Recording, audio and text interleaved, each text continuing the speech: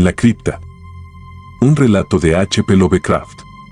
No olvides dar like y suscribirte a Página Oscura, es gratis. Si quieres aportar ayuda económica con un supers, tienes la pestaña Gracias. En la cripta.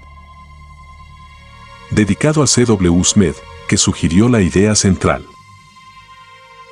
Nada más absurdo, a mi juicio, que esa tópica asociación entre lo hogareño y lo saludable que parece impregnar la psicología de la multitud. Mencione usted un bucólico paraje yanqui, un grueso y chapucero enterrador de pueblo y un descuidado contratiempo con una tumba, y ningún lector esperará otra cosa que un relato cómico, divertido pero grotesco. Dios sabe, empero, que la prosaica historia que la muerte de George Birch me permite contar tiene, en sí misma, ciertos elementos que hacen que la más oscura de las comedias resulte luminosa. Birch quedó impedido y cambió de negocio en 1881, aunque nunca comentaba el asunto si es que podía evitarlo. Tampoco lo hacía su viejo médico, el Dr. Deves, que murió hace años. Se acepta generalmente que su dolencia y daños fueron resultado de un desafortunado resbalón por el que Birch quedó encerrado durante 9 horas en el mortuorio cementerio de Pack Valley, logrando salir solo mediante toscos y destructivos métodos. Pero mientras que esto es una verdad de la que nadie duda, había otros y más negros aspectos sobre los que el hombre solía murmurar en sus delirios de borracho, cerca de su final. Se confió a mí porque yo era médico y porque probablemente sentía la necesidad de hablar con alguien después de la muerte de Deves. Era soltero y carecía completamente de parientes. Birch, antes de 1881, era el enterrador municipal de Pack Valley, siendo un rústico y primitivo, incluso para como puede ser ese tipo de gente. Lo que he oído sobre sus métodos resulta increíble, al menos para una ciudad. E incluso Pack Valley se habría estremecido de haber conocido la dudosa ética de sus artes mortuorias en materias tan escabrosas como el apropiarse de los forros invisibles bajo la tapa del ataúd. O el grado de dignidad que daba al disponer y adaptar los miembros no visibles de sus inquilinos sin vida a unos recipientes no siempre calculados con exactitud precisa. Más concretamente, Birch era dejado, insensible y profesionalmente indeseable, aunque no creo que fuera mala persona. Era, sencillamente, tosco de temperamento y profesión, bruto, descuidado y borracho, y así lo probaba su fácil tendencia a los accidentes, así como su carencia de esos mínimos de imaginación que mantiene el ciudadano medio dentro de ciertos límites fijados por el buen gusto. No sabría decir cuándo comienza la historia de Birch, ya que no soy un relator avesado. Supongo que puede empezar en el frío diciembre de 1880, cuando el terreno se heló y los sepultureros descubrieron que no podían cavar más tumbas hasta la primavera. Afortunadamente, el pueblo era pequeño y las muertes bastante escasas, por lo que fue imposible dar a todas las cargas inanimadas de Birch un paraíso temporal en el simple y anticuado mortuorio. El enterrador se volvió doblemente perezoso con aquel tiempo amargo y pareció sobrepasarse a sí mismo en descuido. Nunca había colocado juntos tantos ataúdes flojos y contrahechos, o abandonado más flagrantemente el cuidado del oxidado cerrojo de la puerta del mortuorio, que abría y cerraba a portazos, con el más negligente abandono. Al fin llegó el deshielo de primavera y las tumbas fueron laboriosamente habilitadas para los 9 silenciosos frutos del espantoso cosechero que les aguardaba en la tumba. Birch, aún temiendo el fastidio de remover y enterrar, comenzó a trasladarlos una desagradable mañana de abril, pero se detuvo tras depositar a un mortal inquilino en su eterno descanso, por culpa de una tremenda lluvia que pareció irritar a su caballo. El cadáver era el de Darius Park, el nonagenario, cuya tumba no estaba lejos del mortuorio. Birch decidió que, el día siguiente, empezaría con el viejo Matthew Fanner, cuya tumba también se encontraba cerca, pero la verdad es que pospuso el asunto por 3 días, no volviendo al trabajo hasta el día 15, Viernes Santo. No siendo supersticioso, no se fijó en la fecha, aunque tras lo que pasó se negó siempre a hacer algo de importancia en ese fatídico 6º día de la semana. Desde luego, los sucesos de aquella noche cambiaron enormemente a George Birch. La tarde del 15 de abril, viernes, Birch se dirigió a la tumba con caballo y carro, dispuesto a trasladar el cuerpo de Matthew Fanner. Él admite que en aquellos momentos no estaba del todo sobrio, aunque entonces no se daba tan plenamente a la bebida como haría más tarde, tratando de olvidar ciertas cosas. Se encontraba solo lo bastante mareado y descuidado como para fastidiar a su sensible caballo, sofrenándolo junto al mortuorio, por lo que éste relinchó y piafó y se agitó, tal como lo hiciera la ocasión anterior, cuando le molestó la lluvia. El día era claro, pero se había levantado un fuerte viento y Birch se alegró de contar con refugio mientras corría el cerrojo de hierro y entraba en el vestíbulo de la cripta. Otro no podría haber soportado la húmeda y olorosa estancia, con los 8 ataúdes descuidadamente colocados, pero Birch, en aquellos días, era insensible y solo cuidaba de poner el ataúd correcto en la tumba correspondiente. No había olvidado las críticas suscitadas por los parientes de Hannah Bixby cuando, deseando transportar el cuerpo de esta al cementerio de la ciudad a la que se habían mudado, encontraron en la caja al juez Capwell bajo su lápida. La luz era tenue, pero la vista de Birch era buena y no cogió por error el ataúd de Asaph Sawyer, a pesar de que era muy similar. De hecho, había fabricado aquella caja para Matthew Fanner, pero la dejó a un lado, por ser demasiado tosca y endeble, en un rapto de curioso sentimentalismo provocado por el recuerdo de cuán amable y generoso fue con él el pequeño anciano durante su bancarrota, 5 años antes. Había dado al viejo Mar lo mejor que su habilidad podía crear, pero era lo bastante ahorrativo como para guardarse el ejemplar desechado y usarlo cuando Asaph Sawyer murió de fiebres malignas. Sawyer no era un hombre amable y se contaban muchas historias sobre su casi inhumano temperamento vengativo y su tenaz memoria para ofensas reales o fingidas. Con él, Birch no sintió remordimientos cuando le asignó el destartalado ataúd que ahora apartaba de su camino, buscando la caja de Fenner. Fue justo al reconocer el ataúd del viejo Mar cuando la puerta se cerró de un portazo, empujada por el viento, dejándolo en una penumbra aún más profunda que la de antes. El angosto tragaluz admitía solo el paso de los más débiles rayos y el ventiladero sobre su cabeza virtualmente ninguna, así que se vio obligado a un profano palpar mientras hacía un trastabillante camino entre las cajas, rumbo al pestillo. En esa penumbra fúnebre agitó el mohoso pomo, empujó las planchas de hierro y se preguntó por qué el enorme portón se había vuelto repentinamente tan recalcitrante. En ese crepúsculo, además, comenzó a comprender la verdad y gritó en voz alta, mientras su caballo, fuera, no pudo más que darle una réplica, aunque poco amistosa. Porque el pestillo tanto tiempo descuidado se había roto sin duda, dejando al descuidado enterrador atrapado en la cripta, víctima de su propia desidia. Aquello debió suceder sobre las 3:30 de la tarde. Birch, siendo de temperamento flemático y práctico, no gritó durante mucho tiempo, sino que procedió a buscar algunas herramientas que recordaba haber visto en una esquina de la sala. Es dudoso que sintiera todo el horror y lo horripilante de su posición, pero el solo hecho de verse atrapado tan lejos de los caminos transitados por los hombres era suficiente para exasperarlo por completo. Su trabajo diurno se había visto tristemente interrumpido, y a no ser que la suerte llevase en aquellos momentos a algún caminante hasta las cercanías, debería quedarse allí toda la noche o más tarde. Pronto apareció el montón de herramientas y, seleccionando martillo y cincel, Birch regresó, entre los ataúdes, a la puerta. El aire había comenzado a ser excesivamente malsano, pero no prestó atención a este detalle mientras se afanaba, medio a tientas, contra el pesado y corroído metal del pestillo. Hubiera dado lo que fuera por tener una linterna o un cabo de vela, pero, careciendo de ambos, chapuceaba como podía, medio a ciegas. Cuando se cercioró de que el pestillo estaba bloqueado sin remisión, al menos para herramientas tan rudimentarias y bajo tales condiciones tenebrosas de luz, Birch buscó alrededor otra forma de escapar.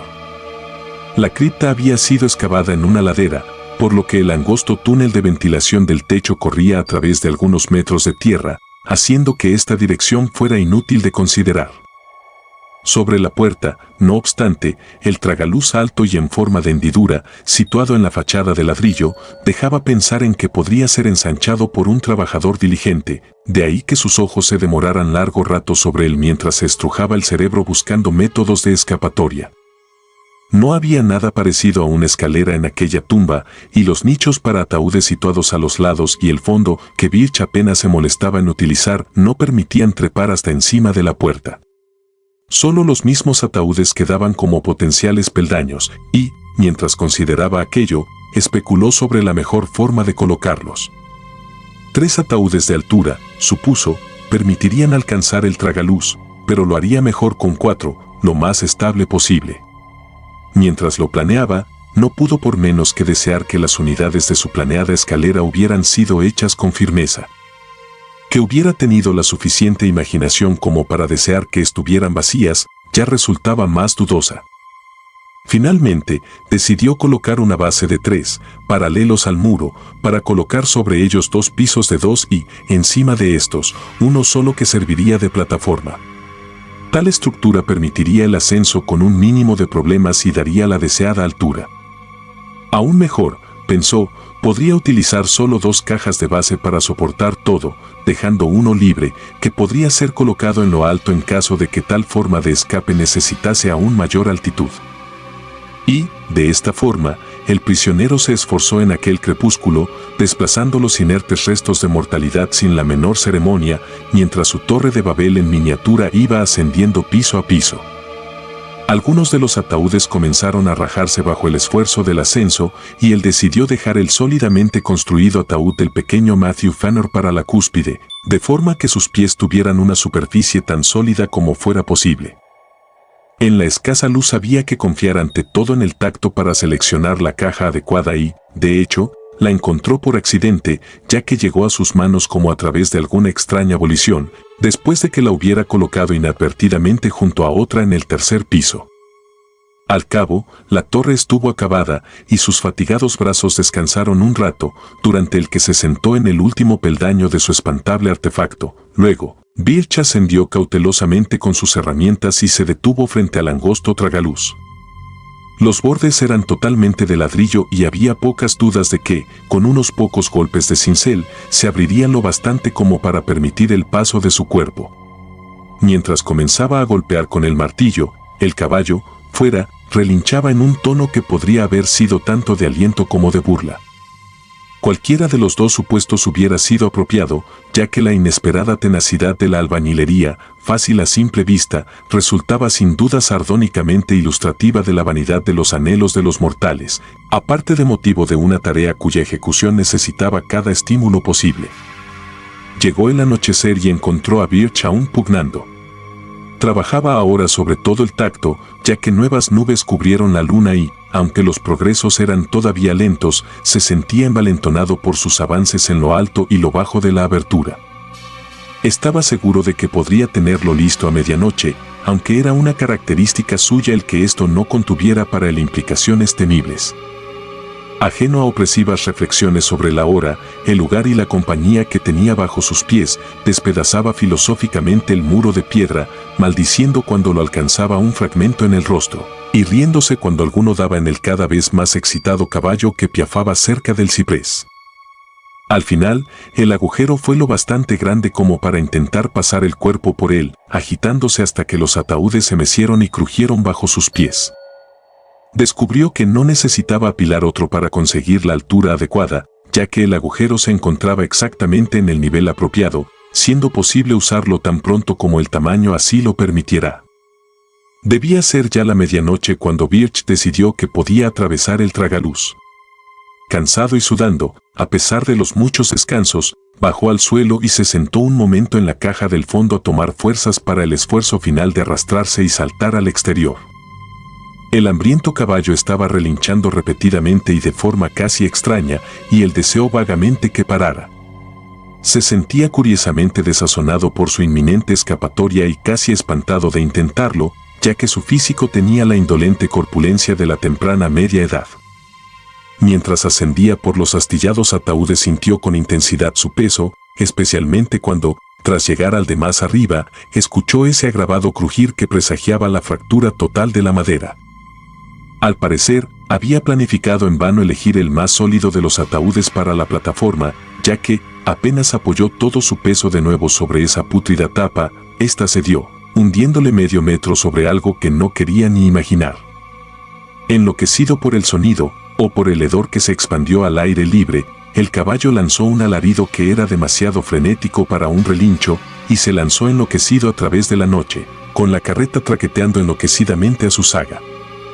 Birch, en esa espantosa situación, se encontraba ahora demasiado abajo para un fácil ascenso hacia el agrandado tragaluz, pero acumuló energías para un intento concreto.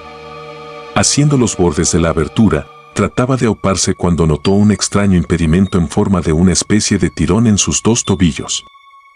Enseguida sintió miedo por primera vez en la noche, ya que, aunque pugnaba, no conseguía librarse del desconocido agarrón que hacía presa de sus tobillos en entorpecedora cautividad.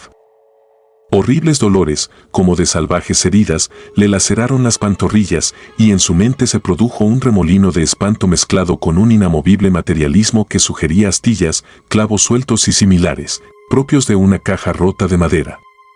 Quizás gritó. Y en todo momento pateaba y se debatía frenética y casi automáticamente mientras su conciencia casi se eclipsaba en un medio desmayo. El instinto guió su deslizamiento a través del tragaluz y, en el arrastrar que siguió, cayó con un golpetazo sobre el húmedo terreno. No podía caminar, al parecer, y la emergente luna debió presenciar una horrible visión mientras él arrastraba sus sangrantes tobillos hacia la portería del cementerio, los dedos hundiéndose en el negro mantillo, apresurándose sin pensar. Y el cuerpo respondiendo con una enloquecedora lentitud que se sufre cuando uno es perseguido por los fantasmas de la pesadilla. No obstante, era evidente que no había perseguidor alguno, ya que se encontraba solo y vivo cuando Armington, el guarda, respondió a sus débiles arañazos en la puerta. Armington ayudó a Birch a llegar a una cama disponible y envió a su hijo pequeño, Edwin, a buscar al Dr. Davis. El herido estaba plenamente consciente, pero no pudo decir nada coherente, sino simplemente musitar: «Ah, mis tobillos. Déjame o encerrado en la tumba». Luego llegó el doctor con su maletín, hizo algunas preguntas escuetas y quitó al paciente la ropa, los zapatos y los calcetines. Las heridas, ya que ambos tobillos estaban espantosamente lacerados en torno a los tendones de Aquiles, parecieron desconcertar sobremanera al viejo médico y, por último, casi espantarlo.